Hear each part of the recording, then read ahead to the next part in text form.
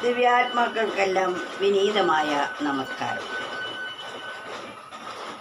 ജീവിതത്തിൻ്റെ സായാഹ്നത്തിൽ, അതായത് വാർദ്ധക്യകാലത്ത് എത്തുമ്പോഴാണ് കഴിഞ്ഞ കാലത്തെക്കുറിച്ച് വിലയിരുത്തുന്നത്.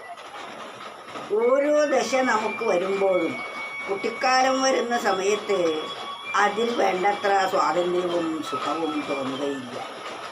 അപ്പോഴെന്ത് തോന്നും? പെട്ടെന്ന് വലുതായാൽ എന്തോ ഒരു സുഖമാകും എന്ന് കരുതും. എന്നാൽ യൗവനത്തിലെത്തുമ്പോഴാണ് അതിൻ്റെ പാട് മനസ്സിലാവുന്നത്, ജീവിതഭാരം തലയിൽ ഏൽക്കേണ്ടി വരുന്നത്.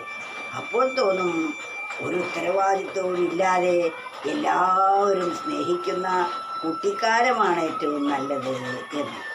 കുട്ടികൾക്ക് യാതൊരു വിലയും കൊടുക്കാതെ സ്നേഹം എല്ലാവരും കൊടുക്കുന്നു. യൗവനത്തിൽ ആ സ്നേഹം ലഭിക്കണമെങ്കിൽ പ്രതിഫലവും കഠിനാധ്വാനവും കൊടുക്കണം. വാർദ്ധക്യത്തിലാണെങ്കിൽ ആ സ്നേഹം യാചിക്കണം. യാചിച്ചാലും കിട്ടാൻ വിഷമമാണ്.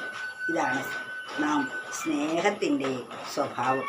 അങ്ങനെ ഏറ്റവും ആനന്ദപ്രദമായ ആ ശൈശവകാലം അനുഭവിച്ചു കൊണ്ടിരിക്കുമ്പോൾ അതിലാസ്വദിക്കുന്നതിന് പകരം ഭാവിയിലേക്കാണ് മനസ്സോടാൻ പ്രേരിപ്പിക്കുന്നത്. അതാണ് മനസ്സിൻ്റെ സ്വഭാവം. എന്നാൽ കുട്ടികൾക്കറിയില്ലല്ലോ, ഇപ്പോഴുള്ള കാലമാണ് ഏറ്റവും സുഖം എന്ന് അറിയുന്നത് ദുഃഖമായ അവസ്ഥയിൽ എത്തുമ്പോഴാണ്. യൗവനത്തിലെത്തുമ്പോഴാണ് കുട്ടിക്കാലം ആനന്ദപ്രദമാണ് എന്ന് അനുഭവമാകുന്നത്. അതിനാൽ ജീവിതത്തിൻ്റെ സായാഹ്നത്തിൻ്റെ ഞാനെത്തി നിൽക്കവേ പാഴിലാക്കി കളഞ്ഞോരോ ജീവിതം കാണു പിന്നിലായി. ഏതൊരു മനുഷ്യൻ്റെയും അവസ്ഥയാണിത്. നമുക്ക് അപ്പോഴുള്ളതിലല്ല തൃപ്തി. ഒന്നുകിൽ ഭാവിയിലേക്ക് പോകും, അല്ലെങ്കിൽ കഴിഞ്ഞ കാലത്തേക്ക് പോകും. ഈ രണ്ടും കാലത്തേക്ക് മാറി മാറി സഞ്ചരിക്കുന്നതിനാൽ ഇപ്പോഴുള്ള അവസ്ഥ ആസ്വദിക്കാൻ സാധിക്കുന്നില്ല. നമുക്ക് ആസ്വദിക്കാനും അനുഭവിക്കാനും പറ്റിയത് ഇപ്പോഴുള്ള സമയം മാത്രമാണ്. ഭാവിയെക്കുറിച്ച് ആകാശക്കോട്ടകൾ മാത്രമാണ്. കഴിഞ്ഞത് കഴിഞ്ഞുപോയതുമാണ്. അതൊരിക്കലും ഇനി തിരിച്ചു വരാത്തതുമാണ്. എന്നാൽ ആ എണ്ണത്തിനെക്കുറിച്ചാണ്, ഭാവിയെക്കുറിച്ചും ഭൂതത്തെക്കുറിച്ചുമാണ് മനുഷ്യൻ്റെ ചിന്ത മുഴുവനും. പക്ഷെ അതിൽ നിന്നും ഇപ്പോൾ അനുഭവിക്കാൻ പറ്റുന്ന ഈ വർത്തമാനകാലത്തിൽ ഒന്ന് നിൽക്കാൻ ശീലിച്ചു നോക്കൂ. അപ്പോഴാണ് മനസ്സ് സ്വസ്ഥമാകുന്നത്. മനസ്സ് സ്വസ്ഥമായാൽ അത് ആനന്ദപ്രദവുമായിരിക്കും. എന്നാൽ മനസ്സാകട്ടെ ഭാവിയിലേക്കും ഭൂതത്തിലേക്കും ഓടാൻ തുടങ്ങുമ്പോൾ അതിനൊരിക്കലും സ്വസ്ഥത ലഭിക്കുകയില്ല. മനസ്സിൻ്റെ നിശ്ചലതയാണ് സ്വസ്ഥതയ്ക്ക് കാരണമായിരിക്കുന്നത്. ആ മനസ്സ് നിശ്ചലമാകാതെ അങ്ങുമിങ്ങും കളിച്ചാൽ അതിനൊരിക്കലും സ്വസ്ഥാവസ്ഥ കൈവരിക്കാൻ സാധിക്കുകയില്ല.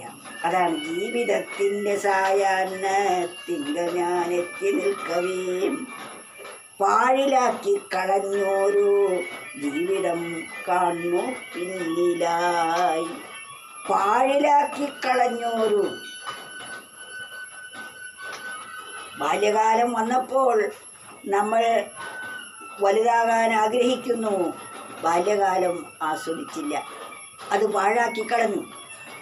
കൗമാരത്തിലെത്തുമ്പോഴും തഥൈവ, യൗവനത്തിലെത്തുമ്പോഴും അപ്രകാരം തന്നെയാണ്. നമ്മൾ അത് പാഴിലാക്കി കളയുകയാണ്. ബാല്യവും കൗമാരവും യൗവനവും പാഴിലാക്കി കളഞ്ഞ് വാർദ്ധക്യത്തിലെത്തുമ്പോൾ ആ പാഴിലാക്കി കളഞ്ഞ കാര്യത്തെക്കുറിച്ച് ഓർക്കുകയാണ്. കുട്ടിക്കാലം എനിക്ക് എത്ര സുഖമായിരുന്നു എന്ന് കുട്ടിയാകുമ്പോൾ തോന്നണം. യൗവനത്തിൽ ഈ ഭാരമെല്ലാം സ്വയം ചുമക്കാതെ അത് സർവേശ്വരൻ ചുമക്കുന്നു എന്ന ഭാവത്തിൽ താൻ ചെയ്യേണ്ടത് മാത്രം ചെയ്താൽ മതി എന്ന അറിവോടുകൂടി നമ്മൾ അവനവൻ്റെ സ്വധർമ്മം അനുഷ്ഠിക്കുകയാണെങ്കിൽ യൗവനകാലത്തും നമുക്ക് ആ അപ്പോഴുള്ള സമയം ആസ്വദിക്കാൻ കഴിയുമായിരുന്നു. അതിനും നമ്മുടെ മനസ്സ് അനുവദിക്കുന്നില്ല. അതാണ് ജീവിതത്തിൻ്റെ സായാഹ്നത്തിങ്ക ഞാൻ എത്തി നിൽക്കവേ പാഴിലാക്കി കളഞ്ഞോരു ജീവിതം കാണു പിന്നിലായി. നമ്മുടെ ജീവിതത്തെ പിന്നിൽ കഴിഞ്ഞുപോയ കാലത്തെക്കുറിച്ച് ഓർത്ത് പശ്ചാത്തപിക്കുന്നു. എന്താണ് അതുകൊണ്ട് കാര്യം? അത് നഷ്ടപ്പെട്ടു പോയില്ലേ, ഇനി ഒരിക്കലും നമുക്കത് തിരിച്ചു വരില്ല. എന്നിട്ട് അതിനെക്കുറിച്ച് ഓർത്ത് വിലപിക്കുകയാണ്. ഇതല്ലേ ഓരോ മനുഷ്യനും ചെയ്യുന്നത്? ഒന്നാലോചിച്ച് നോക്കൂ. നാമൊക്കെ ഇപ്രകാരം തന്നെയല്ലേ ജീവിച്ചു പോന്നത്? കഴിഞ്ഞ കാലം നമുക്ക് നഷ്ടമായി തോന്നുന്നത് മുന്നിലുള്ള കാലത്തിൽ എത്തിച്ചേരുമ്പോഴാണ്. ജീവിതത്തിൻ്റെ സായാഹ്നത്തിങ്ക ഞാൻ എത്തി നിൽക്കവേ പാഴിലാക്കി കളഞ്ഞൊരു ജീവിതം കണ്ണു പിന്നിലായി. ഈ കാലഘട്ടത്തിൽ എനിക്ക് എന്തെല്ലാം നേടാൻ സാധിക്കുമായിരുന്നു, അതൊന്നും ഞാൻ നേടിയില്ലല്ലോ. മനസ്സിൻ്റെ വിക്രിയകളെ നോക്കിക്കാണാനും സാധിക്കാതെ ഞാൻ എൻ്റെ അമൂല്യമായ അവസരം അല്ലെങ്കിൽ സമയം നഷ്ടപ്പെടുത്തിയല്ലോ എന്ന പശ്ചാത്താപമാണ് 99.4% ആളുകളുടെയും അവസ്ഥ. ആരാണോ ഈ വർത്തമാനത്തെ എന്ത് ചെയ്യണമോ അത് ചെയ്യുകയും ചെയ്യരുതാത്തത് ചെയ്യാതിരിക്കുകയും ചെയ്യുന്നത്, അവർക്ക് കൃതാർത്ഥത മാത്രമേ ഉള്ളൂ. അപ്പോൾ അവർ ആനന്ദിക്കുന്നു, ജീവിതം ആസ്വദിക്കുന്നു. അതാണ് നാം ചെയ്യേണ്ടത്. അങ്ങനെയുള്ളവരാണ് വിവേകികൾ. മറ്റുള്ളവർ അവിവേകികളാണ്, ആലോചന ഇല്ലാത്തവരാണ്. അതിനാൽ നമ്മൾ വിവേകത്തോടു കൂടി വേണം ഈ ലോകത്തിൽ ജീവിക്കാൻ. അതുകൊണ്ട് ഈ സുഭാഷിത രത്നത്തെ നമ്മൾ വീണ്ടും വീണ്ടും മനനം ചെയ്ത് ഉറപ്പിക്കേണ്ടതാണ്. അതുകൊണ്ടാണിത് വീണ്ടും വീണ്ടും ആവർത്തിക്കുന്നത്. ജീവിതത്തിൻ്റെ സായാഹ്നത്തിങ്ക ഞാൻ എത്തി നിൽക്കവേ പാഴിലാക്കി കളഞ്ഞോരു ജീവിതം കണ്ണു പിന്നിലായി.